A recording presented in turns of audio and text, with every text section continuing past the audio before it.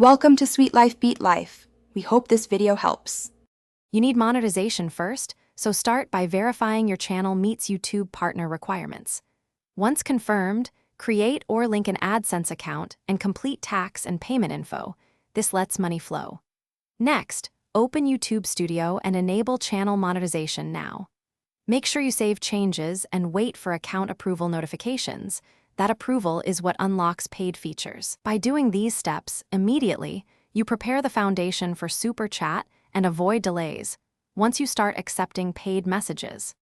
Open YouTube Studio and navigate to Monetization, then Supers. Enable Super Chat and configure your pricing tiers and message durations because those control how much viewers pay and how long messages pin. Set a region, choose moderation settings, and add trusted moderators to handle flagged messages.